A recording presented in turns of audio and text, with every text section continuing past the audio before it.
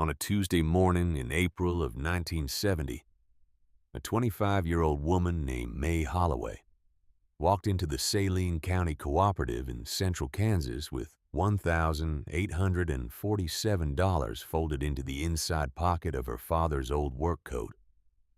She walked past the bulletin board with its yellow notices about fertilizer prices and combine auctions, past the men sitting on stacked sacks of seed corn, drinking coffee from paper cups. And she set her hand on the counter and waited for Clyde Bremer to look up from his ledger. Clyde was a man who had managed the co-op for 19 years. He had known May's father since the both of them were boys breaking sod on the same section of Saline County dirt. He had carried Walter Holloway's casket out of the Lutheran church just 10 weeks earlier with his own two hands. He knew what May had inherited, and he knew what the men in this room thought she was going to do with it. He set his pen down gently, the way a man sets down a thing that might break. She told him what she wanted in a voice that didn't shake. She wanted enough seed corn for 900 acres. She wanted enough pole bean seed for 900 acres. And she wanted enough Hubbard squash and pumpkin seed to broadcast through every one of those 900 acres at a rate of 3 pounds to the acre. Clyde Bremer did not move for a full 10 seconds.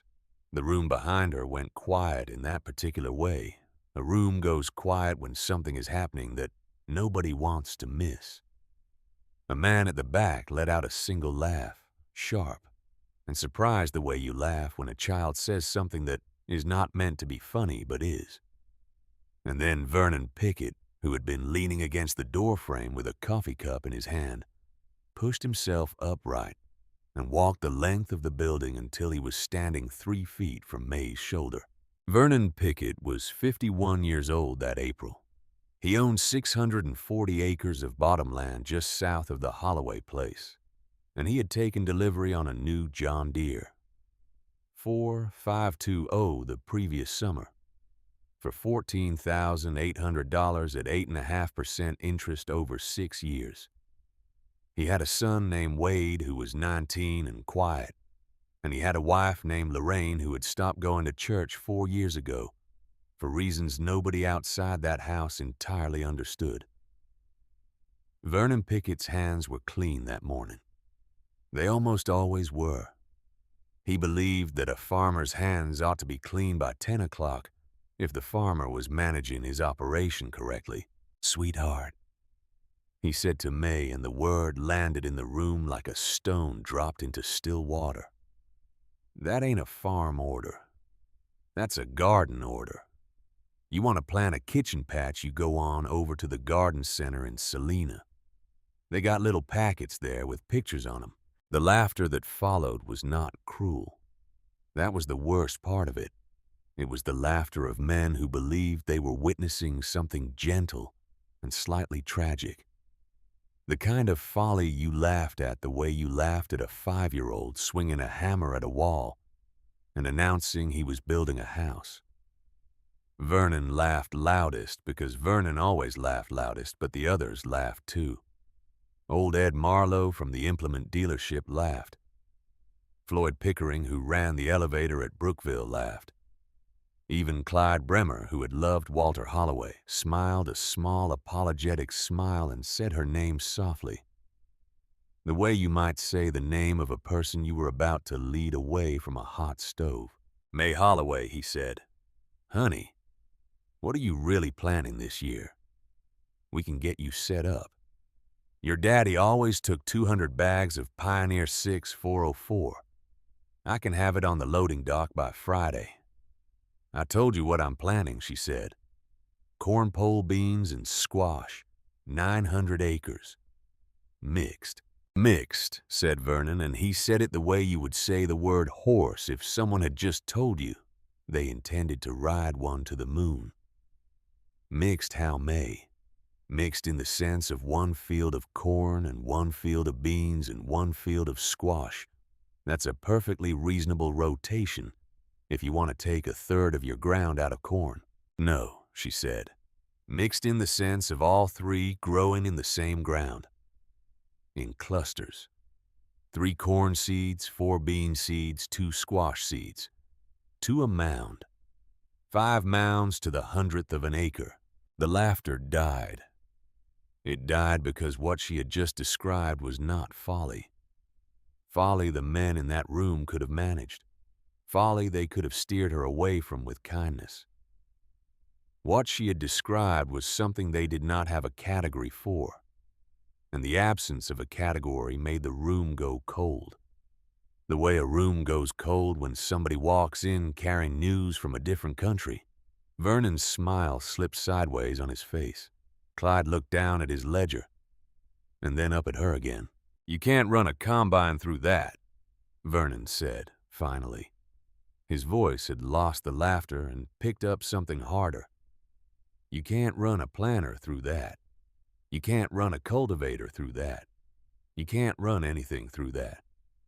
How are you going to harvest 900 acres of vines and pumpkins and beanstalks all tangled together? You're going to do it by hand. Just you out there with a basket." "If I have to," she said. Floyd Pickering made a sound that might have been a cough and might have been a word. Old Ed Marlowe took off his cap and ran a hand through his hair, the way a man does when he has just watched something he cannot fix. And Vernon Pickett, who had been Walter Holloway's neighbor for 23 years and his friend for some portion of that time long enough ago that almost nobody remembered, leaned in close enough that May could smell the coffee on his breath, and said the sentence that would follow her through every grocery store and every Sunday service and every county fair for the next 3.5 years. "That ain't farming, sweetheart. That's gardening." May took the money out of her father's coat pocket. She counted out $1,112.44 in cash onto the counter. She told Clyde Bremer what bushels of what she needed and what pounds of what she needed, and she watched him write it all down in his ledger in handwriting that had gone slightly unsteady. She did not look at Vernon Pickett again. She did not look at the men sitting on the seed corn sacks. She picked up her copy of the order slip, and she folded it twice, and she put it in the same inside pocket where the money had been. Then she walked out into the April sunlight, and she did not let herself cry until she was 3 miles down the gravel road, with the truck windows rolled all the way up. Let me tell you about May Holloway, because the order she had just placed did not come out of nowhere. And the silence she had just walked through was not the first silence she had ever stood inside of. She had been born in February of 1944, in the upstairs bedroom of the farmhouse where she still lived. Her mother, a woman named Beatrice Anders Holloway, had died in that same bedroom 6 days later, of a hemorrhage that the country doctor could not stop. Walter Holloway had buried his wife on a Tuesday in a corner of the Lutheran cemetery where the ground had to be broken with a pickaxe because the frost was still in it. And then he had gone home and lifted his 6-day-old daughter out of the cradle his wife's hands had touched, and he had raised that child alone for 25 years. He had not remarried. He had not even courted.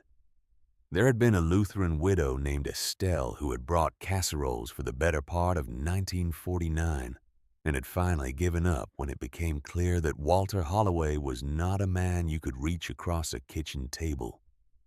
He had farmed his 900 acres in the conventional way, the way his neighbors farmed, the way the Extension Service told him to farm.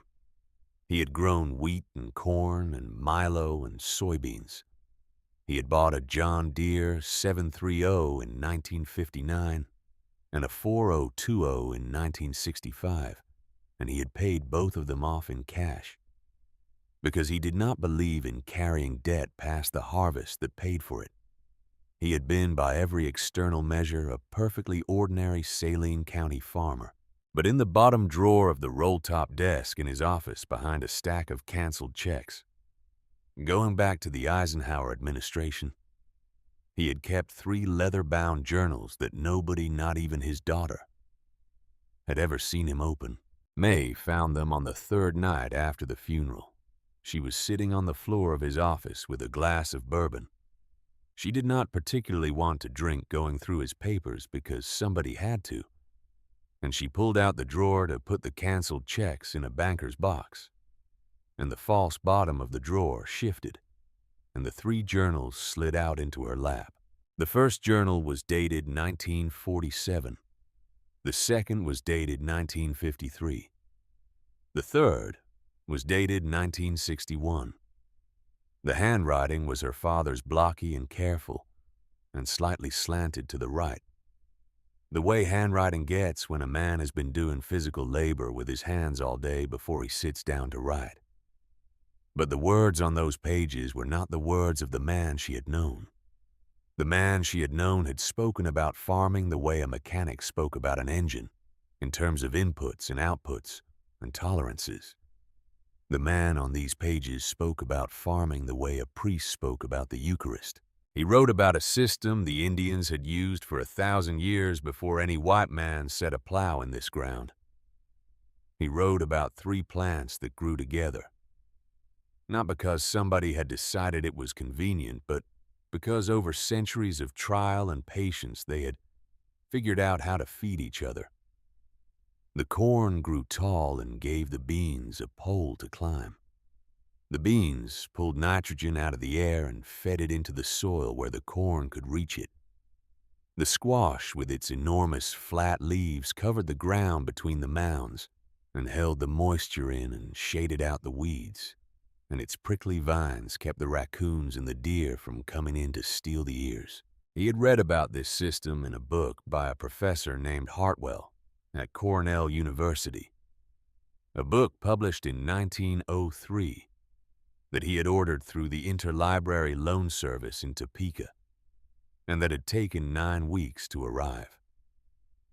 He had copied long passages from that book into the first journal in 1947. He had drawn diagrams. He had calculated yields. He had estimated that on his particular soil with his particular rainfall, the system would produce slightly less corn per acre than monoculture, but would also produce a bean crop and a squash crop on the same ground, and would build organic matter at a rate of 0.4% per year, which over 20 years would transform the soil from a depleted growing medium into something the old-timers used to call living earth. And then in the second journal, in the spring of 1953, he had written one sentence that stopped May's breath in her throat. "I waited too long. Don't make my mistake." The sentence was not addressed to anyone. There was no name above it and no name below it. It was just sitting there, in the middle of a page like a stone somebody had set down and walked away from. And then in handwriting that was different. Smaller, neater, with a slight backward slant that May had never seen before. There were 3 lines underneath her father's that he had clearly copied from somewhere else. "These are not my words. These are Beatrice's words. I am only the hand that copies them because I never had the courage to plant them, and I could not bear to let them die with her." May sat on the floor of her father's office at 1 a.m. with the bourbon untouched beside her, and she read those 4 lines 6 times in a row. And then she put the journal down very carefully on the floorboards, and she pressed both her palms flat against the wood, and she breathed in and out for what felt like a long time. Her mother had died when she was 6 days old. She had no memory of her mother's face, except from the wedding photograph on the mantelpiece. She had no memory of her mother's voice. She had grown up believing her mother was a kind, ordinary Lutheran farm wife from Pennsylvania who had married a Kansas farmer and come west with him in 1942 and had died too young of a complication that nobody in 1944 could have prevented. She had not known her mother had been a reader. She had not known her mother had been a thinker. She had not known her mother had carried an idea about how 3 plants might grow together in a Kansas field. An idea that had come down through some quiet chain of women and books and patience, and that her father, who had loved that woman more than he had loved anything else in this life, including possibly his own daughter, had carried that idea inside himself for 26 years like a stone in a coat pocket, because he had not been brave enough to plant it, and he had not been willing to throw it away. Now let me pause here and ask you something. Have you ever opened a drawer in a house where someone has just died and found a thing that completely rewrites the story of the person you thought you knew? Have you ever sat on a floor at 1 in the morning and understood suddenly and irrevocably that the man or the woman who raised you had been carrying a private grief or a private dream for so long that it had shaped every silent dinner you ever ate with them? That is the room May Holloway was sitting in. That is the weight she was holding in her hands when she made the decision that the men at the co-op were laughing about 3 days later. She was not going to sell. She was going to plant 900 acres of the system her mother had imagined and her father had hidden. And she was going to do it on the strength of $2,000 and her father's old 4020, and an idea she had not yet fully understood. The week after the co-op, she drove into Salina to see Harold Crane at the Saline County Farmers Bank. Harold Crane was a man of 58 with iron-gray hair combed straight back from a high forehead and a face that had not changed expression in any photograph May had ever seen of him. He had handled Walter Holloway's operating loan for 14 years. He had handled the land note before that. He sat behind a walnut desk with his hands folded in front of him, and he listened to May explain what she intended to do, and he did not interrupt her once. When she was finished, he was quiet for a long moment. Then he opened a manila folder on his desk, and he turned it so she could read it. It was Walter Holloway's loan history. Every renewal, every payment, every balance. At the bottom, there was a notation in Harold Crane's own hand dated 3 weeks before her father's death. The notation said, "Extend operating line at standard rate, sound borrower 23rd consecutive year, no concerns. Miss Holloway," Harold Crane said. His voice was not unkind. It was something colder than unkind. It was the voice of a man who had decided before she walked through his door exactly what he was going to say to her, and was now saying it. Your father was the most reliable agricultural borrower in this bank's portfolio. In 23 years, he never missed a payment. He never asked for an extension. He never carried his operating note past the 1st of November. The bank trusted him absolutely. I trusted him absolutely. "I'm not him," May said. "No," said Harold Crane. "You are not. And what you have just described to me is not a farm plan. It is a fantasy. It is a fantasy based on the writings of, what did you say, a professor at Cornell from 1903. We do not extend operating credit on the basis of fantasies, Miss Holloway. We extend operating credit on the basis of proven yields, established markets, and conventional practice, none of which you have just described." He closed the folder. He folded his hands again. "I will, however, do something for you out of respect for your father's memory. I am authorized to extend you a short-term note of $4,200 secured by the equipment on your farm. That will cover seed fuel and minimal incidentals through the growing season. It will not cover hired labor. It will not cover fertilizer at conventional rates. It will not cover crop insurance. If you fail, which I expect you will lose the equipment, but not the land. The land you may then sell to a competent operator, which I would strongly advise you to do at the earliest opportunity. Vernon Pickett has already inquired. He is prepared to offer $190 per acre, which is generous given the condition of your father's stand of fence." May looked at him for a long moment. She thought about the 4 lines in her father's handwriting at 1 in the morning.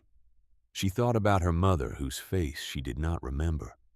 She thought about the bottom drawer of the roll-top desk and the stone her father had carried for 26 years.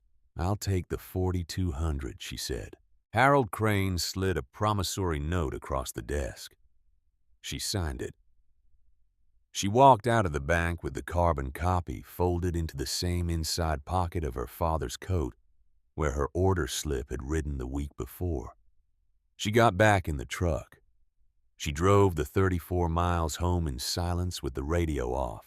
And then on the morning of April the 27th, 3 days after she signed the loan, a man she had never seen before pulled up the long gravel drive of the Holloway place in a 1968 Buick Electra and stepped out wearing a gray suit and carrying a leather briefcase. And he asked her if she was Walter Holloway's daughter and if he could come in and have a conversation about a matter that he believed she was not aware of. His name was Lloyd Banfield. He was an attorney from Wichita.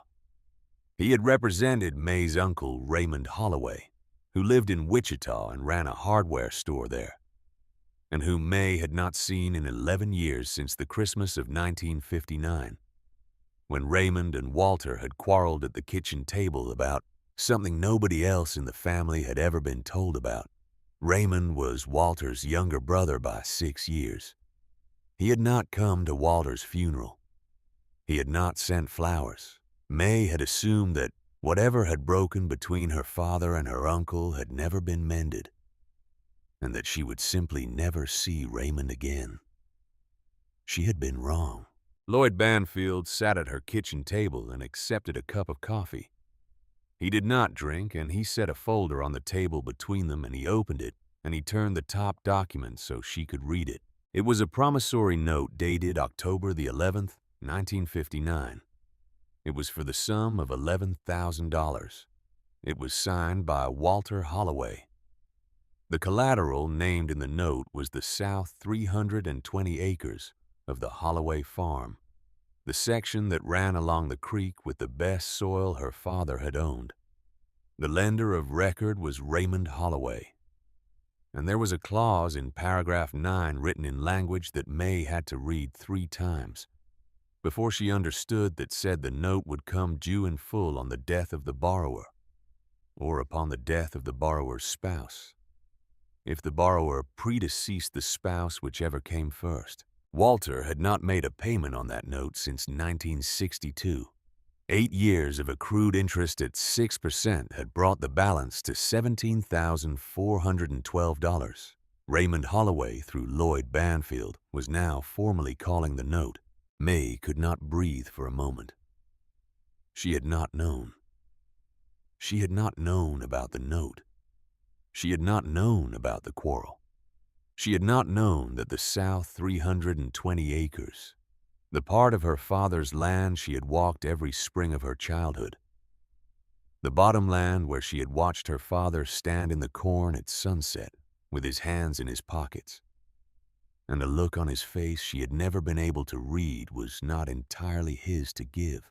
"There is a provision," Mr. Banfield said quietly. His voice was not unkind either. He looked like a man who had delivered this kind of news before and did not enjoy it. "Your uncle has authorized me to offer you a period of 4 years from the date of your father's death, in which to repay the principal and accrued interest in full. If you do so, the south 320 acres remain yours with title clear. If you do not, the south 320 acres revert to your uncle, who has indicated he intends to sell them to Vernon Pickett, whose offer of $210 per acre is on file with this office." He paused. "I will tell you, Miss Holloway, off the record. Your uncle did not want to do this. He sat in my office for an hour before he authorized me to draw the papers. He said your father had broken a promise to him in 1962 that he never repaired. He said he had waited 8 years for your father to call him and apologize, and your father never did.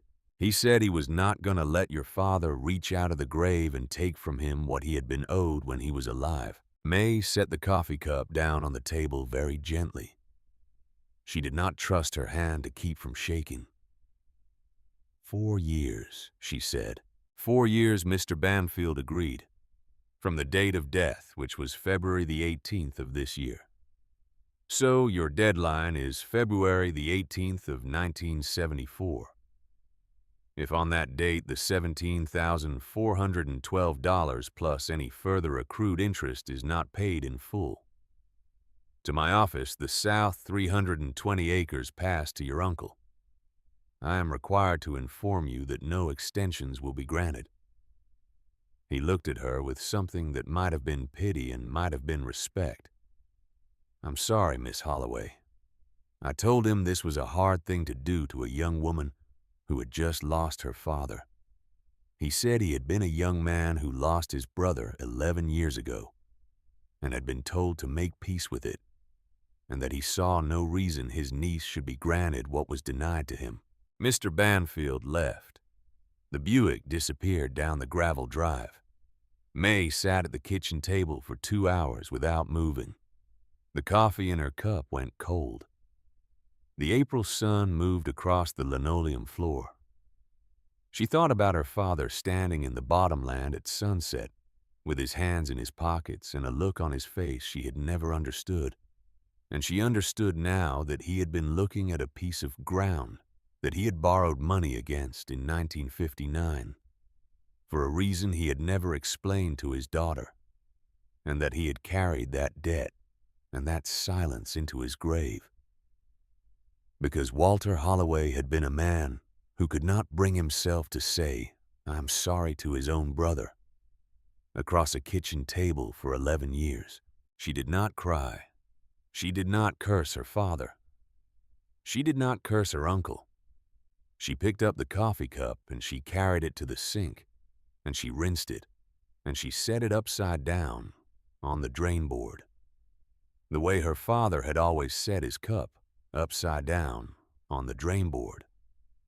And then she walked out to the barn, and she pulled the canvas tarp off her father's old 4020, and she climbed up into the cab, and she sat there for a long time with her hands on the wheel. She had $2,000 in cash, $4,200 from the bank, 900 acres of cropland, an old tractor, a planter that was going to need to be modified by hand to drop 3 different kinds of seed into the same mound, and a deadline of 46 months.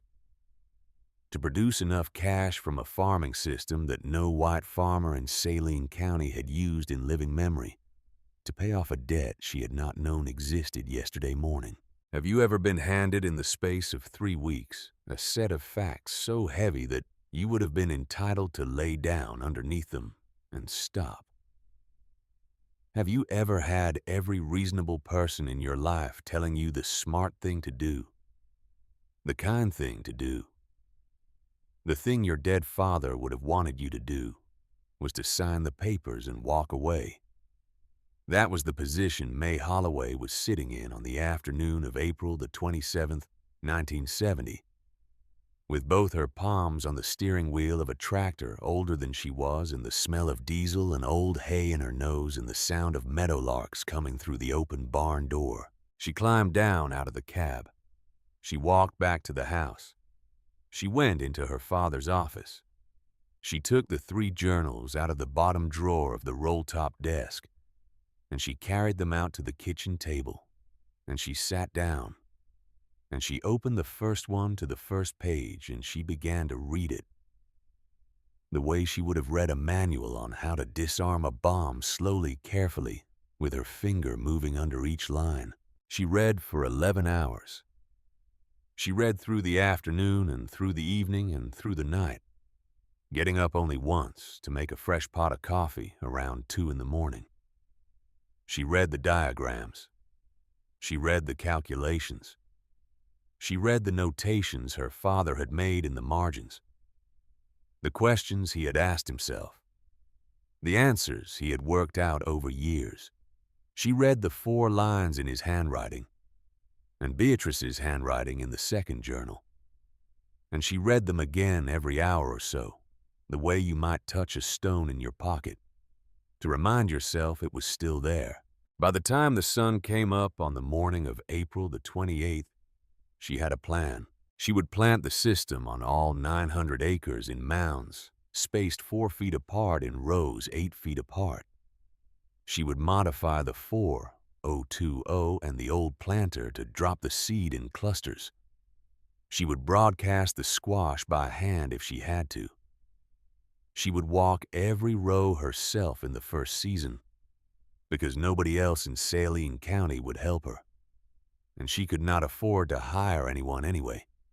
She would build the soil in the first year and the second year, and she would accept that the first 2 yields would be modest, because she was farming on tired ground that had been beaten by 20 years of monoculture corn.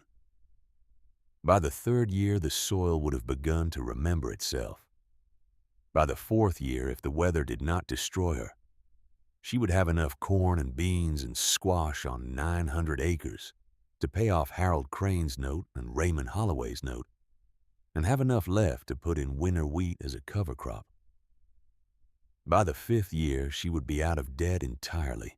It was not a plan that allowed for a single bad harvest. It was not a plan that allowed for a single broken transmission, or a single drought month, or a single hailstorm. It was a plan that required 4 consecutive seasons of small, steady, invisible success in a county where everybody she knew was going to be watching her and waiting for her to fail. She put the journals back in the roll-top desk. She washed the coffee pot. She put on her father's coat and her father's boots, and she walked out to the barn at 6 in the morning, and she started taking the seed plates off the planter so she could begin the modification. By the end of that first week, she had blistered both her palms and burned the back of her right hand on the welding torch and broken the small bone in her left ring finger, trying to seat a flange that was a 16th of an inch out of true. She kept working. She had to. The ground was ready, and the calendar did not stop for a young woman with a broken finger and a planter that would not feed. She got the planter into the field on the morning of May the 9th. She drove the 4-0-2-0 down the long row in the east section, with the modified planter dropping its 3 kinds of seed into the prepared mounds, and she watched over her shoulder as she went to make sure the system was feeding correctly.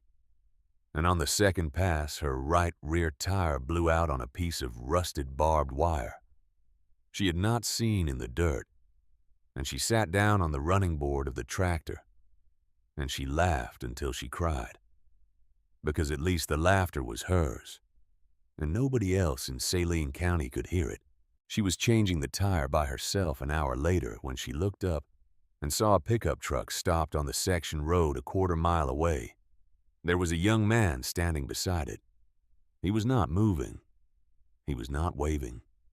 He was just standing there with one boot on the running board of his truck, watching her. She recognized him after a moment. It was Wade Pickett, Vernon's boy. 19 years old that spring, tall and quiet, the kind of boy who in another family would have gone off to the state college, but in his family was being groomed to take over the 640 acres in the new John Deere 4520 and the loan that came with it. He watched her work for maybe 4 full minutes. He did not come down to help. He did not call out. And then very deliberately he raised his hand off the door of the truck, and he held it up in the air for a moment, with his palm flat, the way a man tips his hat when he does not have a hat to tip. And then he got back in the truck, and he drove away, and he did not tell his father what he had seen, and he did not tell anybody else either. And May Holloway finished changing her own tire under a Kansas sky that was the color of a clean blue eggshell, and she got back up into the cab of her father's tractor, and she kept planting. Let me tell you what 3 years of being the joke of an entire county does to a woman who has already lost everything once. May Holloway planted her first crop of mixed corn and beans and squash on the 9th of May, 1970, and she finished planting on the 23rd of May, 14 days of working from before sunrise to after dark, by herself, with a modified planter that broke down on average every other day. She lost a tooth in the second week, not from a punch, from clenching her jaw so hard at 1 in the morning while she was trying to seat a chain link that she cracked a molar straight down the root. She drove herself to the dentist in Salina the next afternoon with a rag pressed against her cheek, and she paid $64 in cash for the extraction, and she was back in the field by sundown. The crop came up in clusters the way her father's diagrams had promised. The corn rose, first slender pale green shoots in mounds of 3. The beans came up 2 days later and began their long, patient climb up the corn stalks. The squash sprawled out across the bare earth between the mounds, with leaves the size of a dinner plate. From the air, if anyone had been flying over the Holloway place that June, the field would have looked like a vast green quilt sewn by an unsteady hand. Nothing like the geometric perfection of Vernon Pickett's 640 acres of John Deere hybrid corn just over the section line. The first yield in October of 1970 was 32 bushels of corn per acre. Vernon's came in at 78. The bean yield was respectable. The squash yield was respectable. But the system as a whole on tired ground in its first year did not produce anything close to what a healthy monoculture of corn was producing on the next farm over. And May knew it before she even hooked up the wagon. She harvested by hand for the first 20 acres, walking the rows, with a 5-gallon bucket on her hip, snapping ears off the stalks one at a time. Then she figured out a way to rig a header onto the 4020 that could pull the corn and let the beans and squash fall in windrows behind her for separate harvest. It worked. It worked badly, but it worked. She sold what she could. She paid Harold Crane $890 against the operating note. She had $14 in her checking account on the 15th of November, and she had to choose between paying the electric bill and buying a sack of flour. And she paid the electric bill, and she made do with the flour she already had until December, when she sold the last of the squash to a man in Topeka who ran a Mennonite grocery and who paid her fair money and asked no questions about why a young white woman was selling him 3 tons of Hubbard squash out of the back of a 1962 Ford pickup. She got through the winter on stored squash and dried beans, and the deer her father had hunted in November frozen in the chest freezer in the basement. She did not turn the heat above 54 degrees. She slept in 2 pairs of socks, and her father's wool sweater, and her mother's old wedding ring on a piece of yarn around her neck, because the ring had been too big for her finger, and she had not yet had it sized, and she did not want to lose it in a field somewhere come spring. Vernon Pickett bought a new John Deere 4520 in February of 1971 on a 6-year note at 8.5%. The first payment was due in September. The total cost of the tractor financed was $19,712. Lloyd Banfield in Wichita sent May a polite letter on the 14th of February, the 3rd anniversary of her father's death, reminding her that the deadline for the $17,400 note to Raymond Holloway was now 36 months away. She kept planting. Let me pause here and tell you about Vernon Pickett, because the man at the doorframe of the co-op who called her sweetheart and said, "That ain't farming, that's gardening," was not the simple antagonist May had taken him for. Vernon Pickett was carrying a thing inside himself that he had not spoken aloud to anyone in 23 years. And he did not know that the woman he was mocking from a quarter-mile away every Sunday on the way home from church was about to make him face that thing in a way that no amount of John Deere paint was going to protect him from. In the summer of 1947, Vernon Pickett had been 28 years old, and Walter Holloway had been 32, and the two of them had been the closest thing either man had to a best friend. They had served together in the same supply unit during the war, not overseas, but at a depot in Oklahoma, and they had come home to Saline County in 1945 and bought farms 2 miles apart and started their lives. In the spring of 1947, Walter had shown Vernon the first journal. Walter had stood in Vernon's kitchen with the leather-bound book open on the table, and he had explained the system. The 3 plants, the mounds, the way the soil would build itself over years. Vernon had been interested. More than interested. Vernon had been on fire with it. The 2 men had agreed that summer to plant 40 acres together, 20 on each farm as an experiment, and to share the costs in the harvest. Then, on the 12th of August, 1947, Vernon Pickett's first son, a boy of 3 years old named Henry, came down with a fever that the country doctor diagnosed as scarlet fever.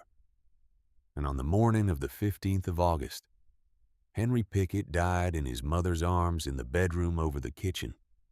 And Vernon Pickett came down the stairs at 6 in the morning and walked out into the yard and looked at the 40 acres of ground he had agreed to plant in a system he did not entirely understand. And he decided in that moment in a way he could not have explained at the time, and never explained afterward, that he was not going to take any more risks with anything in his life that he did not have to take. He went to Walter's house that afternoon. He told Walter he was out. He told Walter the idea was foolish, that no man in Kansas had ever farmed that way, that they had been about to make fools of themselves in front of the whole county. He told Walter never to bring it up again. Walter had stood in his kitchen and listened to his friend, and he had understood in the way you understand a thing without being told that Vernon was not talking about the corn and the beans and the squash. Vernon was talking about Henry, and about Lorraine upstairs in the bedroom with the door closed, and about the way a man whose son has just died of a fever does not have any room left in him for experimental farming. Walter never mentioned the 3 sisters to Vernon again. They remained neighbors for 23 years. They saw each other at the co-op and at the implement dealership and at the Lutheran church. They waved across fence lines. They borrowed tools from each other twice a year. But they were not friends after August of 1947, not in the way they had been. And neither man ever said why, and Lorraine Pickett, who had come down the stairs eventually and gone on living, never asked. When Walter Holloway died in February of 1970 and May Holloway walked into the Saline County Cooperative 2 months later and ordered seed for a system Vernon Pickett had not heard mentioned aloud. In 23 years, Vernon Pickett did not laugh because the idea was funny. Vernon Pickett laughed because the alternative was to stand in that co-op and weep. And Vernon Pickett had not wept in front of another man since the morning of the 15th of August, 1947. And he was not going to start in front of a 25-year-old girl who looked too much like her dead mother for him to bear it. May did not know any of this in the spring of 1971. She knew only that the man on the section road in the new tractor was the loudest of her enemies, and that he stopped his truck on the gravel 6 times a year to call something out the window at her, and that the something was always some variation of the word gardening. "Sweetheart," he yelled at her one afternoon in June of 1971 while she was changing a sweep on the cultivator, "you growing flowers over there? Or just weeds?" Then he laughed and drove on. She did not answer. She had stopped answering long ago. She had learned that the silence was its own answer, and that Vernon Pickett was not really talking to her anyway. He was talking to a person who had been dead for 23 years. The summer of 1971 was hot, but not dry. The crop did better than the year before. The soil was beginning to remember itself the way her father's journals had said it would. Earthworms came back to the east section that summer, in a way that May had not seen on a Kansas farm in her lifetime. She turned over a spadeful of earth one morning in July, near the irrigation pump, and counted 41 earthworms in a single shovel of dirt. And she sat down on the edge of the pump house, and she put her face in her hands, and she did not cry, but she came close. The 1971 yield was 44 bushels of corn per acre. Vernon's was 81. She paid Harold Crane $2,100 on the operating note. She had $212 in her checking account on the 1st of December. She had 31 months remaining until the Raymond Holloway deadline. Now, let me ask you something. Have you ever sat in a kitchen at 3 in the morning with a stack of papers in front of you that all said the same thing, that the numbers were not adding up? That no matter how you turned them, they did not add up, and that the calendar was moving and you were not? Have you ever come within an inch of giving up? Not because the work was too hard, but because you could not see anywhere on any horizon the moment at which the work would begin to pay back what it was costing you. That was the position May Holloway was sitting in on the night of December the 11th, 1971, with 3 years to go on her uncle's note and $212 in the bank and a stack of bills she could not pay. She got in her truck the next morning at 9 o'clock.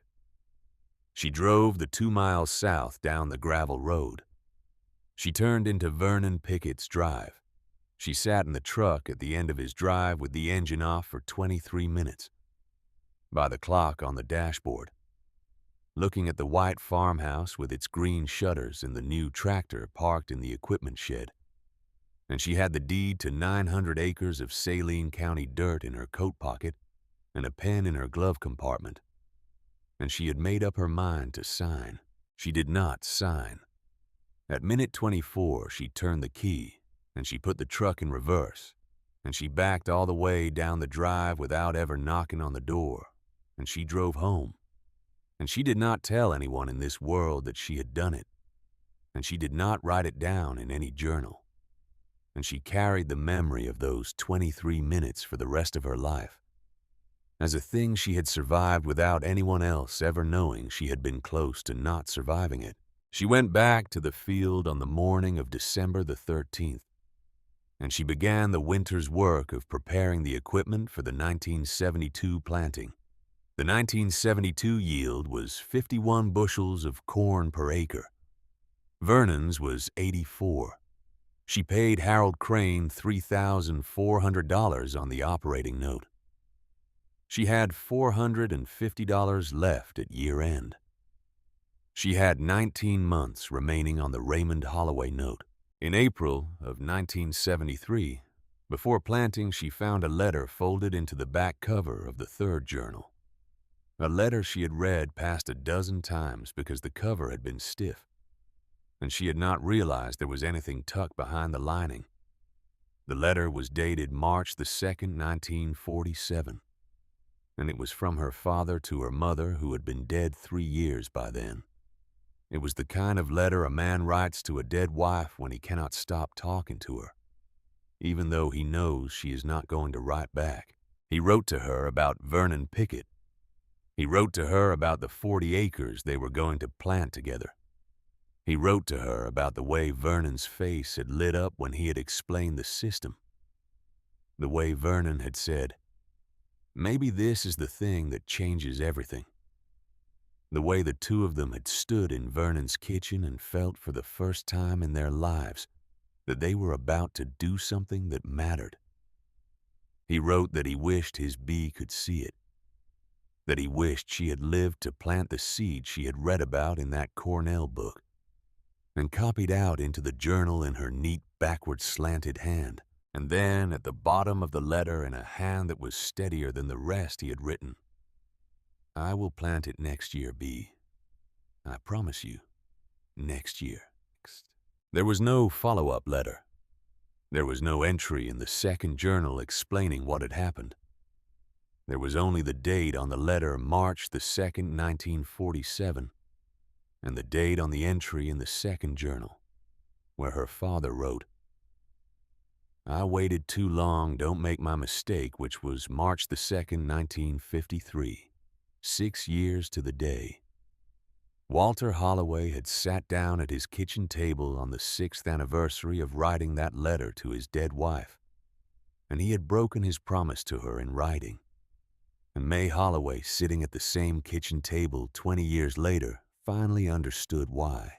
Henry Pickett had died on the 15th of August, 1947. Vernon had pulled out of the experiment on the 17th. And Walter Holloway, who had been the kind of man who would not plant a system without his best friend planting it beside him, had folded the journals away in the bottom drawer of the roll-top desk and had kept his promise to Vernon instead of his promise to Beatrice, year after year, for 23 years until he died in February of 1970, without ever speaking to his brother, or his best friend or his daughter about any of it. May read the letter 3 times in a row. She folded it carefully, and she put it back in the journal. She sat at the kitchen table for a long time. She did not cry. She had not cried over her father in some time. But she understood now in a way she had not understood before, that the work she was doing in the field was not for her father, and it was not for her mother, and it was not even for herself. It was for a promise her father had broken in 1947, because a child had died and a friendship had ended, and the only person left to keep that promise was her, and she had 2.5 growing seasons left to keep it, before her uncle's lawyer came to take the south 320 acres. She planted the 1973 crop in the second week of May. The corn came up. The beans came up. The squash came up. By the first week of June, the field looked the way the field always looked. A green quilt sewn by an unsteady hand, with the broad squash leaves spreading across the dark earth between the mounds. And then in the third week of June, the rain stopped. It did not stop the way rain sometimes stops, with a dry week followed by a thunderstorm. It stopped completely. The clouds came up from the southwest, and they ran across the sky, and they passed over Saline County, and they dropped their water on Nebraska or Missouri or Iowa, and not a drop fell on Kansas. The first dry week was nothing. Farmers complained at the co-op the way farmers complain. The second dry week was worse. The third dry week, with temperatures running above 98 every day, and a hot wind coming out of the southwest that did not stop blowing, was when the men at the co-op stopped complaining and started talking quietly to each other in corners. By the middle of July, the state declared a drought. By the end of July, the state declared a disaster. The corn in Vernon Pickett's fields, planted shoulder to shoulder, in the conventional fashion, with the bare ground between the rows exposed to the sun, and the wind began to turn the color of old straw. The leaves curled inward. The tassels dried up before they could pollinate. The ears that did form on the stalks were no bigger than a man's thumb. Vernon Pickett stood at the edge of his east field on the 17th of August, 1973, the 26th anniversary of his son Henry's death, and he watched a hot wind lift the topsoil off his ground in brown ribbons and carry it east toward Missouri. And he did not say a word. On the Holloway place 2 miles north, the corn was still standing. The corn was not thriving the way it had been thriving in the wet years, but it was standing. The bean vines were green. The squash leaves, those enormous flat leaves that her father had written about in his journals as the third sister. The protector had spread across the ground between the mounds in a continuous canopy that shaded the soil and held the moisture against evaporation. The temperature of the dirt under those squash leaves when May checked it with a thermometer her father had used for canning was 67 degrees in the middle of the afternoon. The temperature of the bare dirt in Vernon's field half a mile away was 111. The farms began to die that August. They died in a sequence that everyone in Saline County could read like a calendar. Old Ed Marlowe lost his crop in the first week. Floyd Pickering lost his in the second. By the last week of August, the Stevens place was foreclosed. By the second week of September, the Bradford brothers had sold their dairy herd at 18 cents a pound, when the going rate was 42 cents. Pickup trucks began to appear in farmyards with for sale signs taped to the windshields. The grain elevators stopped buying because there was nothing coming in to buy. Harold Crane drove out to the Holloway farm on the 29th of August. He came alone. He drove a 1969 Oldsmobile that was not the bank's car, but his own. He pulled up the long gravel drive at 3 in the afternoon and he got out of the car. And he stood for a long moment looking at the field east of the driveway. The field of mounded corn and beans and squash. The green island in the brown sea. May came out of the barn. She had grease on both hands. She wiped them on her jeans and she walked over to him and she waited. Harold Crane did not say what she expected him to say. He did not say that he was checking on the operating note. He did not say that he was here on bank business. He stood beside his Oldsmobile and he took off his hat, and his iron gray hair, which May had only ever seen combed straight back, was sticking up at the back where he had been driving with the window down. "Miss Holloway," he said. His voice was not the banker's voice. It was the voice of a man who had not slept well in some weeks. The bank's agricultural portfolio is $2.3 million. As of this morning, the bank's agricultural portfolio is delinquent at a rate of 71%. He paused. The bank's board has scheduled a meeting for the 15th of September. There is a question of whether the bank will continue to exist past the first of the year. May did not say anything. She waited. "My wife," he said. He stopped. He started again. "My wife was diagnosed in March. The hospital in Salina referred us to a specialist in Kansas City. The specialist confirmed it in May. We have been driving up there every other week since." He paused again. "I am telling you this because I have not told it to anyone else, and because I need to tell it to someone today, and the only person I can think of to tell it to is the woman whose father's loan I would have called in this summer, if her father had still been alive. And I would have called it in for the same reason I am about to lose my own job and my own house, which is that I did not understand until this summer what I was looking at." He turned and he looked at her field again. He looked at it for a long time. "How did you know?" he said. "I didn't," she said. "My father knew, and my mother knew before him. I just planted what they wrote down." Harold Crane bent down. The man who had sat behind a walnut desk with his hands folded for 20 years bent down at the edge of May Holloway's field, and he picked up a clod of dirt from under one of the squash leaves, and he held it in his palm. The dirt was dark. The dirt was moist. The dirt crumbled the way good dirt crumbles, when you press it between your fingers, falling apart along the natural fracture lines, instead of crushing into dust the way dead soil does. He looked at the dirt for a long time. He looked at his hand, which had not held a clod of farm dirt since he was a boy in Lynn County before the war. He looked at her. "Could I buy some seed from you?" he said. "For my wife. She has a kitchen garden in Salina. She has not been able to keep up with it this summer because of the trips.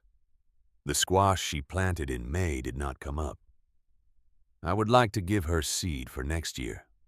He paused. "I would like to plant it for her, if she is here for it. I would like her to see it grow." May looked at him.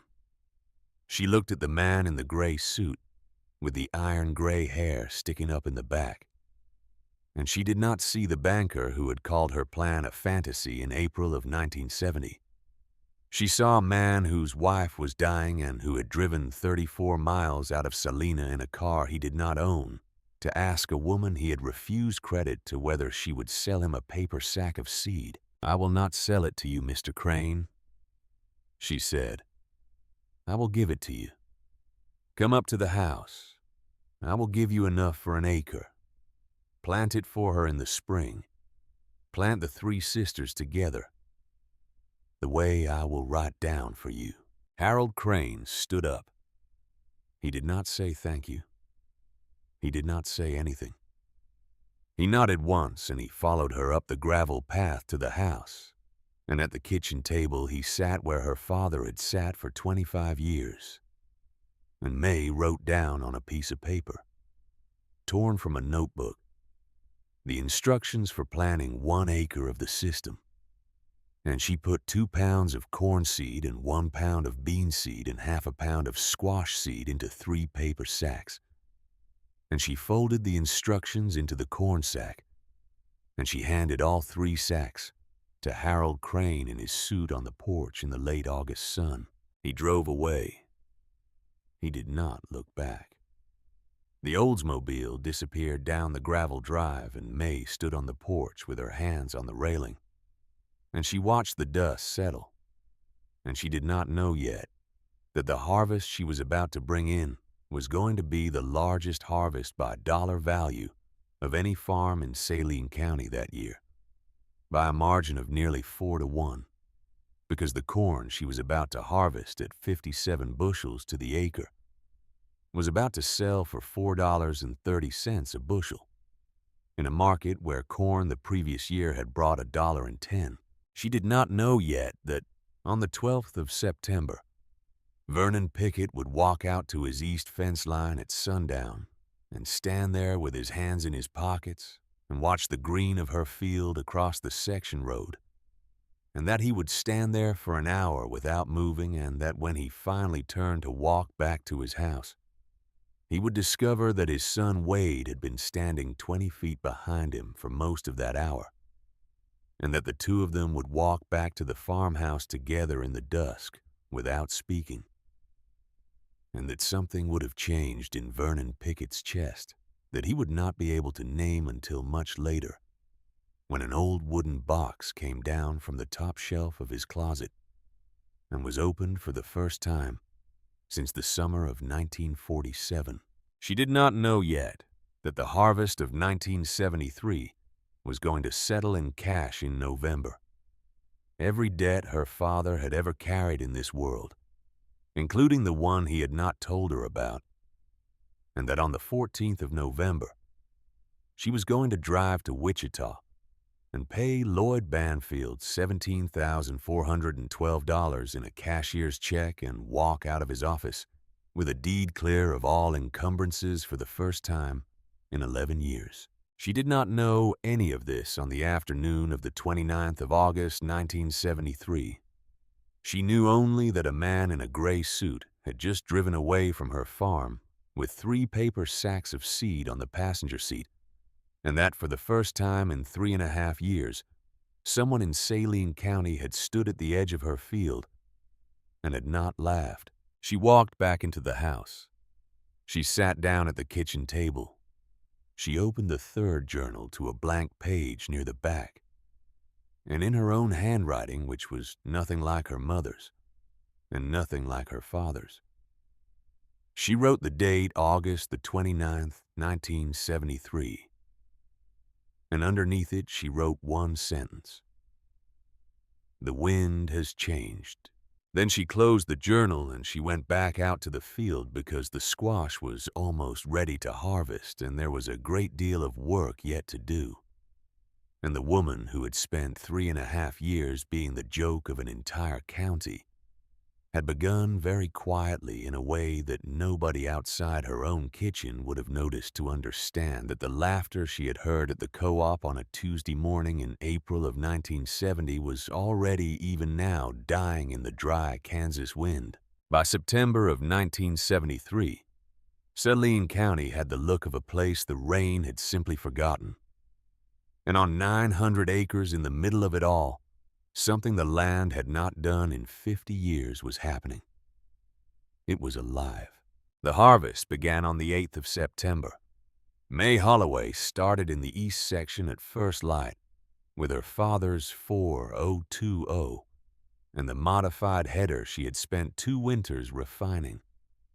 And she drove the first row of mounded corn at a creeping pace, with the header rigged to pull the ears clean while letting the bean vines fall to one side and the squash come up behind in a separate windrow. She had practiced the technique in 1971 and 1972 on small yields. She had not practiced it on a crop of this size. She did not have to practice. The crop did the work for her. The ears were heavy. The bean vines came loose without tearing the corn stalks. The squash, hundreds of thousands of pounds of Hubbards and pumpkins scattered through the mounds, came up in the trailing wagon she had welded to the back of the rig in August. She worked alone for the first 3 days. She slept in the cab of the tractor on the second night because the field was 11 miles from her house, corner to corner, and the driving back and forth was costing her 2 hours of daylight. She woke up at 4:30 on the morning of the 11th, and she ate a cold biscuit and a piece of dried squash, and she started the tractor, and she kept going.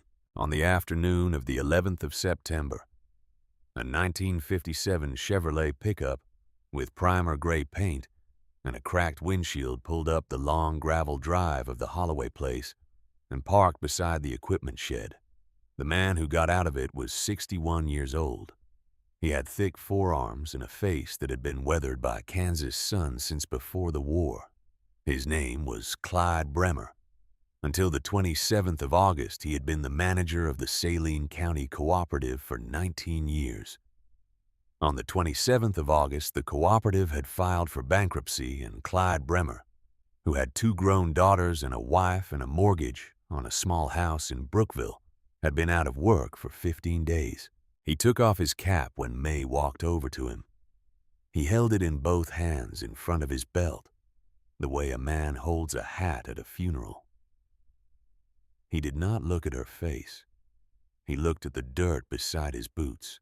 "Miss Holloway," he said, "I came to ask you if you needed any help with your harvest. I will work for whatever you can pay. I will work for nothing if I have to. I just need to be in a field with my hands on something for a while." May looked at him for a long moment. She remembered the morning at the co-op 3.5 years before. She remembered Clyde Bremer saying her name softly, the way you might say the name of a person you were about to lead away from a hot stove. She remembered him smiling the small apologetic smile while the other men laughed. $4.80 an hour, she said. That is double what the co-op was paying you. I will pay it in cash at the end of every day. You start tomorrow morning at 6. Clyde Bremer did not say thank you. He put his cap back on. He nodded once. He got in the Chevrolet and he drove home, and he came back at 5:45 the next morning with another man in the passenger seat. A man named Floyd Pickering, who had run the elevator at Brookville until the elevator had closed 3 weeks earlier. Floyd was 64. He had laughed in the co-op too that April morning of 1970, sitting on a sack of seed corn with a paper cup of coffee in his hand. May hired Floyd at $4.80 an hour. She did not say anything about the laughter. Floyd did not say anything about it either. They worked together that day from 6 in the morning until 8 at night, without exchanging more than 10 sentences. And at the end of the day, May handed each man $14.40 in cash, and she thanked them for their work, and Clyde said they would be back at 6 the next morning. And they were. By the end of the first week, she had 11 men working for her. Some had laughed at her in 1970. Some had not. She did not keep track.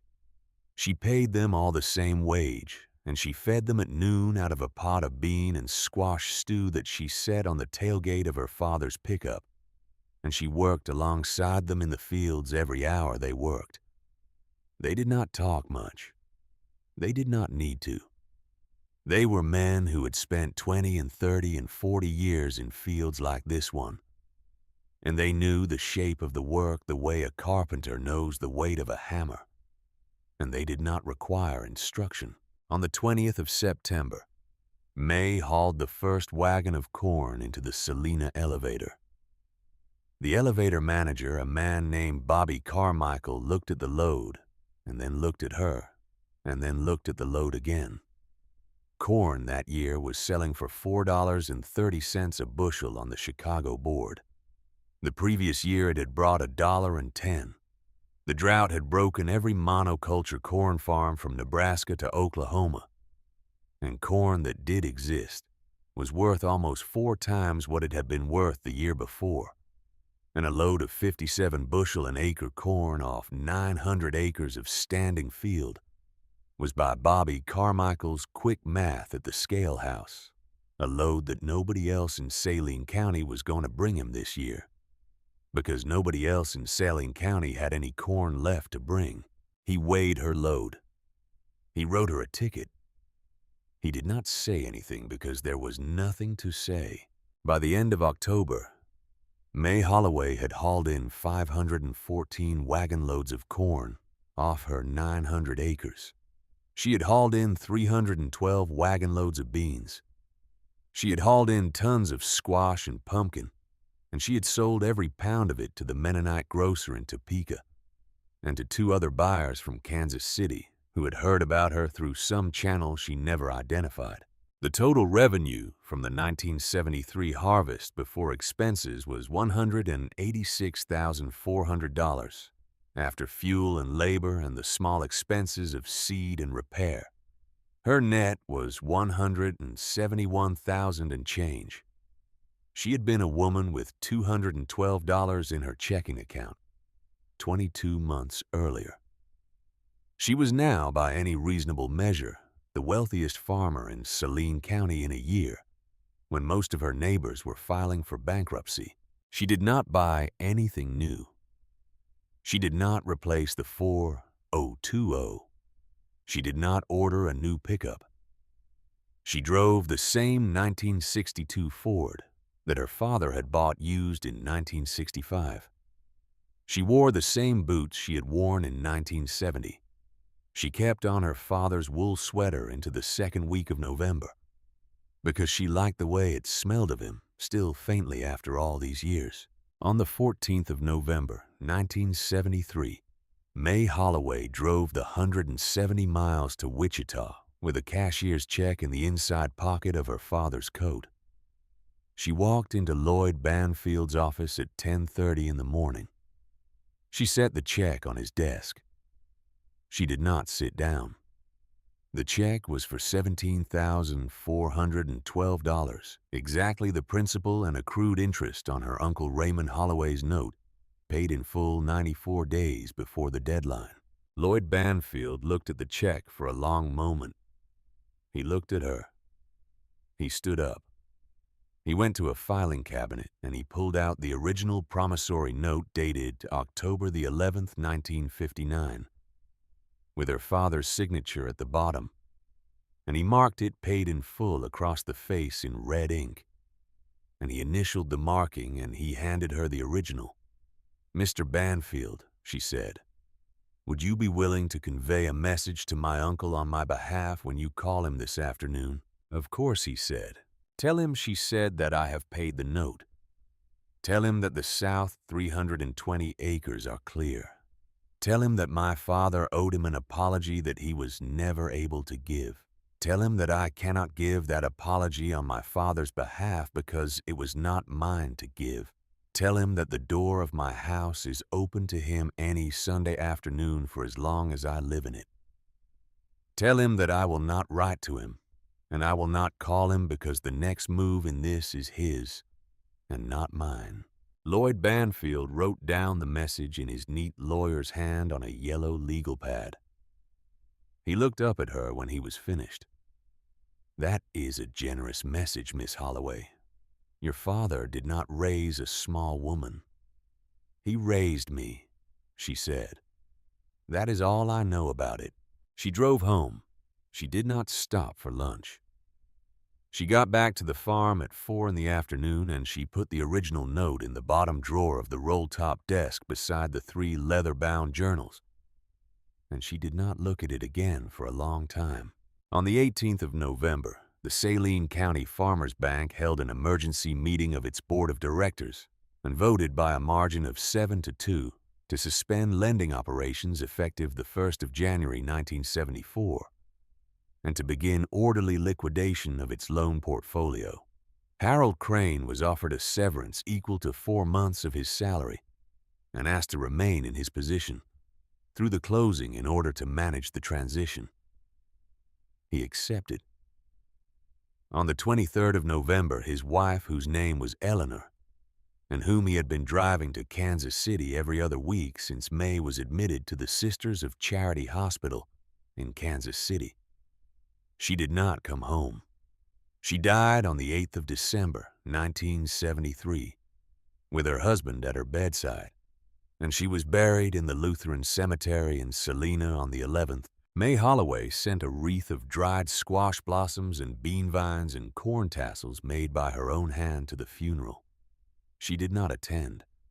She did not know Eleanor Crane, and she did not want to intrude.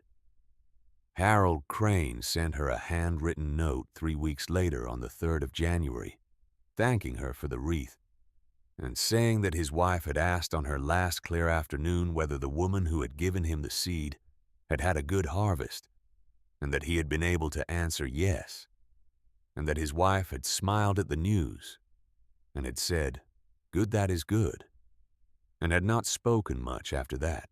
Harold Crane and May Holloway exchanged Christmas cards every year for the next 11 years. The cards were never long. May said Merry Christmas and signed her name. Harold said the same. He moved to Topeka in the spring of 1974 to live near his daughter. He never came back to a farm field. But every fall on or about the 1st of October, May sent him a wooden crate by mail containing a Hubbard squash and a half bushel of pole beans and a paper sack of cornmeal ground from her own crop. And Harold sent her a small jar of his daughter's apple preserves at Christmas. And that was the entirety of the correspondence between them for the rest of Harold Crane's life. The 11th of October was an auction. The picket place, all 640 acres, including the new equipment shed, and the 3-year-old John Deere 4520, with the loan still on it, was being sold at the Saline County Courthouse. Steps to satisfy the foreclosure that the Farmers National Bank in McPherson had filed on the 3rd of September. Vernon Pickett had borrowed $19,700 in 1971 for the tractor. He had borrowed an additional $31,000 in 1972 to expand his irrigation system. He had borrowed $22,000 more in March of 1973 against the next harvest which had not come, and the bank in McPherson had no patience for a man who could not make the spring payment and the late summer payment in the same year. May Holloway drove to the courthouse in Salina on the morning of the 11th of October, 1973. She wore her father's coat. She brought a cashier's check. The auction was small. There were 6 other bidders, all of them speculators from Wichita or Kansas City. who had heard there was distressed Kansas farmland to be had at a discount and had come to take advantage. There were also standing at the back of the small crowd, perhaps 15 Saline County men who had come not to bid but to witness. Clyde Bremer was among them. Floyd Pickering was among them. Old Ed Marlowe was among them. None of them said a word to May when she walked up. Two of them nodded. Vernon Pickett was not there. His son Wade was there, standing at the very back, 22 years old that fall in a coat too thin for the weather. Wade did not look at May either. He looked at the courthouse steps.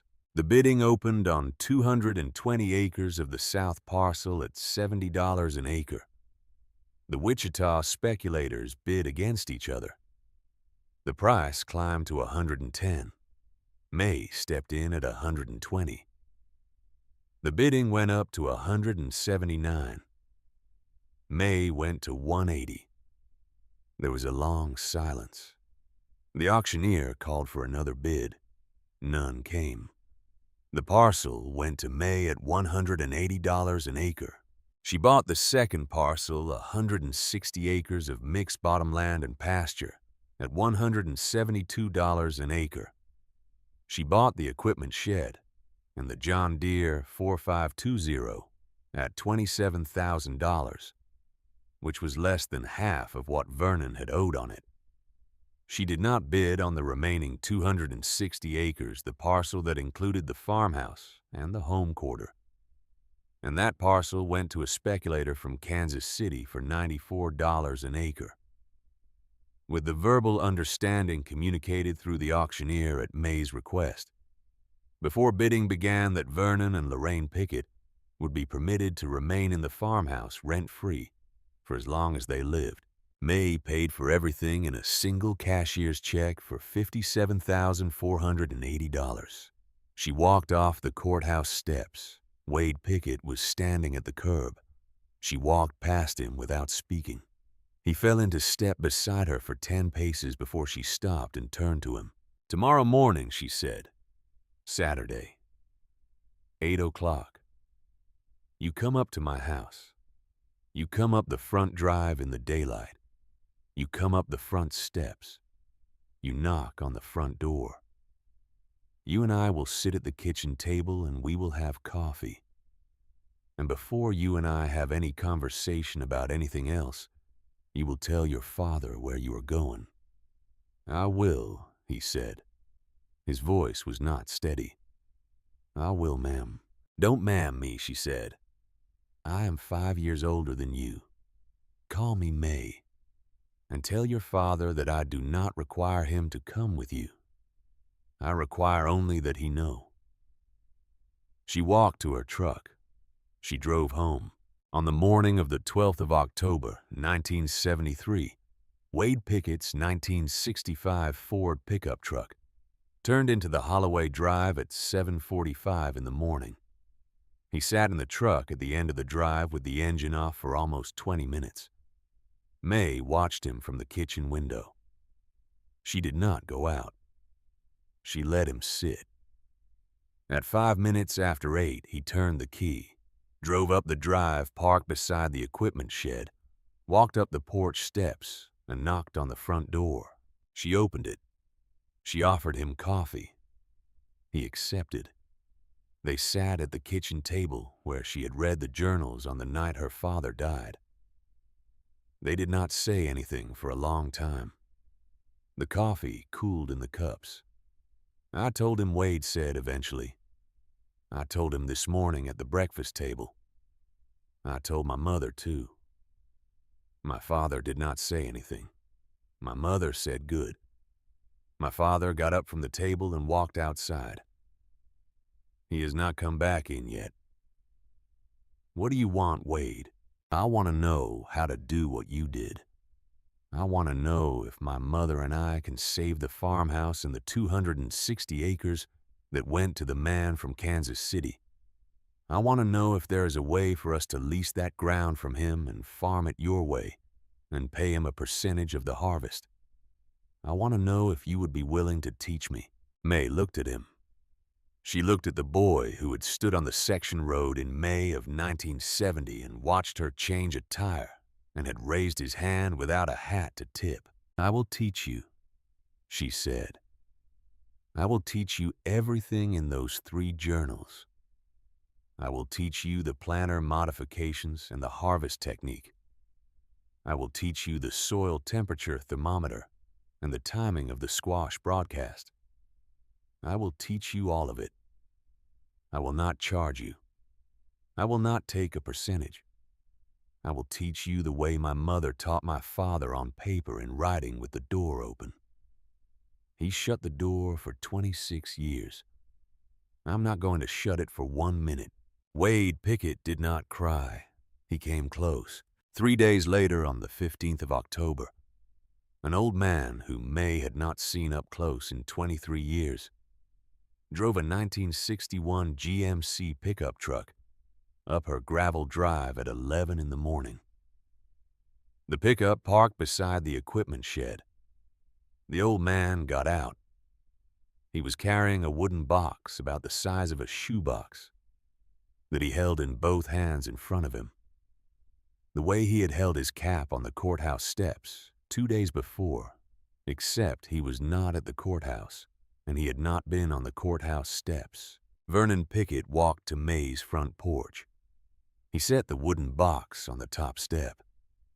He did not knock on the door. He turned and he walked back to the GMC. He stopped at the door of the truck.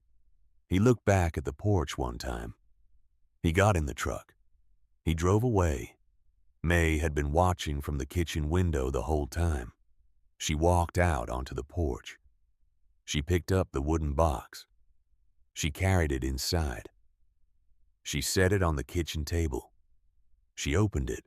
Inside the box, wrapped in a piece of muslin that smelled faintly of the cedar lining of a closet that had not been opened in many years, was a leather-bound journal. The cover was tooled with a small W in the lower right corner. The dates inside the cover were 1946 to 1947. The handwriting was Walter Holloway's in the early entries, and the handwriting was Beatrice Anders Holloway's in the later entries, before she dyed the small, neat, backward slanted hand that May had now seen on 12 separate pages of 3 other journals. But there was a 4th hand in this journal, a hand May had not seen before, a hand that appeared in the margins of certain entries from the spring of 1947. It was a man's hand. It was blockier than Walter's and more careful. It made notes alongside Beatrice's notes. It corrected a calculation about nitrogen fixation in clover. It added a sketch of an improved mound layout with a small drainage furrow between every 4th row.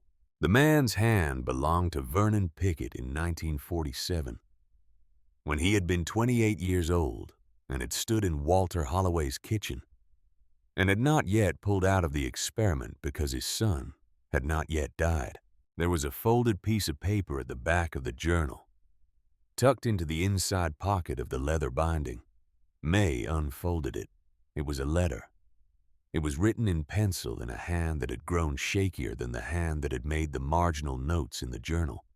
It was dated the previous evening, the 14th of October, 1973. There was no salutation. Your mother was the smartest person in any room she ever walked into. She did not raise her voice. She did not need to. I knew her for 2 years before she died. I sat at her kitchen table 30 times. She and your father had the only marriage I ever envied. She read the Cornell book aloud to your father, and to me on a Sunday afternoon in March of 1947, while a blizzard was coming down outside. I have never forgotten that afternoon. I should never have laughed at her daughter in a co-op in 1970. I cannot make that right. I am giving you this journal because it belongs more to her than it ever belonged to me, and I have carried it for 26 years without the courage to either burn it or return it. Your father knew I had it. I told him in 1965 on a Tuesday afternoon in his kitchen. He told me to keep it. He said it was the closest thing to her that I would ever have, and that I had earned the right to it by losing my son in a week when I should have been planning it with him. I do not know if he was right. I never did. But I have carried it, and now I am too old to carry it anymore. And you have shown me this summer what my own coward's heart has cost me. The land is yours. The journal is yours. The apology is mine. I am not going to ask you to accept it. I am only going to ask you to know that it has been made. The letter was signed Vernon Pickett. Underneath the signature in the same shaky pencil was one more line. Wade is a better man than I was. Teach him everything. May sat at the kitchen table with the journal open in front of her, and the letter beside it for a long time. She did not cry. She had not cried over Vernon Pickett not once in 3.5 years, and she was not going to start now. Late that afternoon, she walked out to the south fence line, the line that ran along the section road where Vernon Pickett had stopped his truck on 100 Sundays to call out the word gardening. She stood at the fence with her hands on the top wire. She looked across the road at the 260 acres that Vernon and Lorraine Pickett still lived on the home quarter with the white farmhouse and the green shutters. There was smoke coming out of the chimney, even though it was October. She did not wave. She did not call out. She stood at the fence for 10 minutes. Then she walked back to her house. She never spoke a word to Vernon Pickett again. He lived for another 7 years. He died in March of 1980 of a stroke. He was buried in the Lutheran cemetery 6 rows from May's father and 4 rows from his own son Henry. May attended the funeral. She stood at the back. She did not speak to Lorraine. Lorraine was 80 years old by then and did not see well. After the burial, Wade Pickett, who was 29 and had been farming the leased 260 acres in the Three Sister system for 7 years and had paid off his share of the operation in cash, walked over to May at the cemetery gate and took her hand briefly and said, "Thank you for coming." She said nothing back. There was nothing to say. 3 days after Vernon's box arrived on the 18th of October, 1973, a 1968 Buick Electra came up the Holloway Drive at 11 in the morning. The man who got out of it was Lloyd Banfield in his gray suit. He carried his briefcase. He was followed up the porch steps by another man, a man May had not seen since she was 14 years old. A man who was now 64, with thin gray hair and the same blue eyes as her father. Raymond Holloway did not say anything when May opened the door. Neither did she. She stepped aside. She let him in. She let Lloyd Banfield in behind him. They sat at the kitchen table. She made coffee. Raymond looked at her across the table. He looked at the cup in his hands. He looked at Lloyd. He looked at May again. "I have brought," he said. His voice was rough. He cleared it and started again. "I have brought my lawyer with me today so that I can sign over to you in his presence the recorded interest I have in the south 320 acres of your father's farm. The note has been paid. I have no legal claim, but I had myself recorded as a beneficiary on the original 1959 deed for reasons that seemed important to me at the time and that I no longer remember. Mr. Banfield has prepared a quitclaim. I am going to sign it. He is going to record it. By Monday morning, your title will be clean of everything I ever touched." He paused. "I did not come here to apologize, May. I came here because the message you sent me on the 14th of November was a generous message, and the only response a man with any pride left can make to a generous message is to be generous in return. The apology I owe your father is not one I can give him now. The apology I owe you is not one I am qualified to give. I've spent 11 years being right about a small thing and wrong about a large one, and I am too old to fix that now.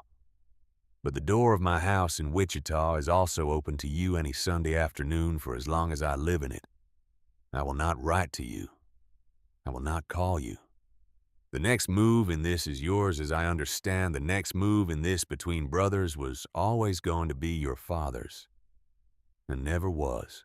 May looked at him for a long time. He had her father's eyes. He had her father's jawline. He had the same way of holding a coffee cup 3 fingers around the body, and the thumb hooked through the handle that her father had had for 67 years. "I will come for Christmas dinner," she said. "This year. I will come this year. After that, we will see." Raymond Holloway nodded. He did not smile. He did not cry. He signed the quitclaim. He left. The years that followed were not the years of triumph that the men sitting on the seed corn sacks at the Saline County Cooperative had once chuckled about in a different language. They were quieter than that. May bought another 400 acres of failing monoculture ground in 1974, and another 600 in 1976, and she converted all of it over 15 years to the Three Sister system. She hired the men of Saline County to work it. She paid them fair wages. She fed them at noon. She did not give speeches. She did not sit for interviews when the Agricultural Extension Office from Kansas State eventually sent a graduate student in 1981 to study what she was doing. She let the graduate student walk her fields and ask her questions, and she answered the questions in single sentences when she answered them at all. And the graduate student left after 3 days with a notebook full of measurements and a long conversation with a woman who was by then in her late 30s and looked like nobody on this earth except her father. She married a man named Theo Harlan in 1979. He was a county agronomist who had grown up in Nebraska and had come to Saline County to work for the Extension Office in 1975, and had spent 4 years finding reasons to drive past the Holloway place before he found the nerve to stop. He proposed at a fence line. She accepted at the same fence line. They were married at the Lutheran Church in Salina by the same pastor who had buried her father in 1970 and who would bury her Uncle Raymond in 1986. They had one daughter born in 1982, whom they named Beatrice Ann Harlan, and who grew up walking the rows of the farm her great-grandmother had imagined in a book she had read aloud to 2 men in a Kansas farmhouse during a snowstorm in 1947. In the autumn of 2008, May Holloway Harlan, who was 64 years old, walked the east section of the original Holloway place beside her 13-year-old granddaughter, a girl named Sadie, who was Beatrice's daughter. The land was deep and dark and alive. There were earthworms in every spadeful. There were monarchs in the milkweed at the field edges. There was a granary on the south corner that had been built in 1986 to hold the harvest of 1,400 acres of corn and beans and squash. And there was a small white farmhouse 2 miles down the road where Wade Pickett, who was 56 and had never married, still farmed the original picket ground in the original way and still came up the gravel drive every other Sunday for coffee. May walked her granddaughter to the roll-top desk in the office that had been her father's. She opened the bottom drawer. She lifted out 4 leather-bound journals. The first 3 were the ones her father had hidden for 23 years. The 4th was the one Vernon Pickett had carried for 26. She placed all 4 in her granddaughter's hands. "Grandma," the girl said, "what is the secret? How did you do it when everyone else failed?" May looked out the window at the fields. The light was the long gold light of late afternoon. The corn was already cut. The bean vines were down. The squash had been gathered into the granary. The land was breathing the slow breath of ground that has been worked correctly for 40 years, and that no longer requires anyone to argue with it. They told me a girl couldn't run 900 acres, child, she said. And they were right. A girl can. Nobody can. The land runs itself if you let it remember who it belongs to. And it never belonged to us. It only belonged to your great-grandmother whose name was Beatrice, and who read a book in 1947 and wrote down in her own hand the way 3 plants might grow together. And now it belongs to you if you decide to take it, and to the granddaughters you may have one day if they decide to take it from you. She closed her granddaughter's hands around the journals. The water doesn't disappear, she said. It just goes somewhere else. Your job is to figure out where it went. That is the only sentence I will ever ask you to remember. Your grandfather, Walter, told me that he never said it. He copied it down from your great-grandmother. I have said it now to you, and it will be true after I'm gone, and after you are gone, and after the last farmhouse on this section road has fallen down. The land remembers. That is the whole secret.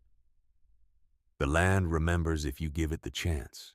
The girl stood in the office holding the 4 leather-bound journals. The sun came through the west window and lit the dust in the air. From a long way off across the field, the sound of a tractor moved in the slow, patient rhythm of a man who had been driving a tractor across that ground for 35 years. The land remembers. That was the whole secret.